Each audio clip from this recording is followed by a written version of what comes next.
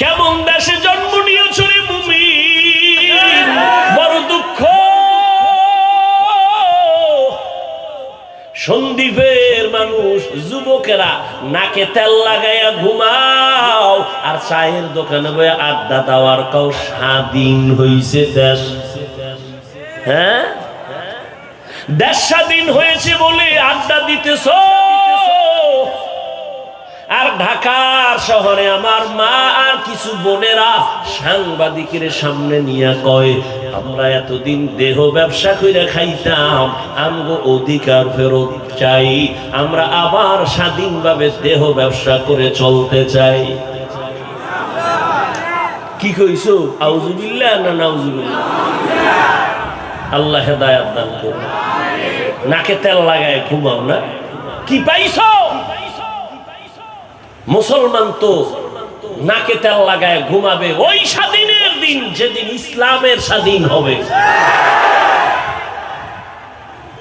মুসলমানের সন্তান তো নাকে তেল লাগায় ঘুমাবে সেদিন যেদিন ময়দানে কলিজা দিয়া উলামায়ে কেরাম বয়ান করবেন, কোন বেনামাজি সুদখোর থেকে অনুমতি নেওয়া লাগবে না।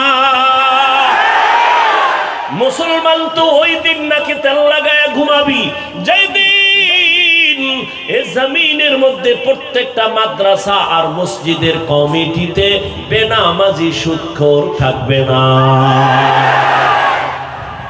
শিয়ালের হাতে মুরগি দিয়া কয় 3 দিন আমানত। শিয়াল পণ্ডিত কয় মাফ হোসাই দোয়া হোসাই, জিন্দা কেন মরাও ভাবি না। শিয়ালের হাতে মুরগি রাখলে যা হবে, সুদখোর বেনামাজির হাতে ধর্মের চাবি দিলে তাই হবে। দিছে কে? কে দিছে? হ্যাঁ, সাফাবাজি করো ইসলাম চাই, আর ভোটের আগের রাইতে টাকা খাইয়া কেবলা ঘুরাইয়া দেয়। হুজুর দিয়া কিছু হবে না, আমি বলি হুজুর সারা কিছু হবে না। আল্লাহ হেদায়েত দান করুন। রাগ করতেছেন? রাজনীতি করলাম কারণ ইসলামের রাজনীতি করছি, সব আবার না কোন কেন?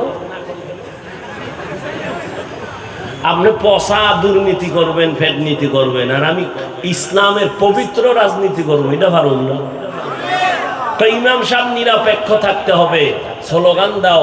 ইমাম যদি নিরপেক্ষ থাকতে হয়, কমিটির প্রত্যেক সদস্যকে নিরপেক্ষ থাকতে হবে।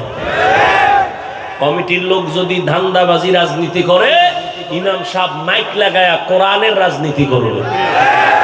পৃথিবীতে লিখে রাখো, রাজনীতির শ্রেষ্ঠ কিতাবের নাম, পবিত্র রাজনীতির শ্রেষ্ঠ কিতাবের নাম কোরআন শরীফ। পৃথিবীর শ্রেষ্ঠ রাজনীতির শিক্ষক আমার নবী।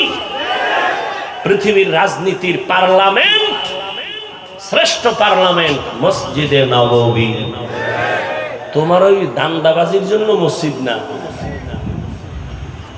পবিত্র রাজনীতির জন্য মসজিদ।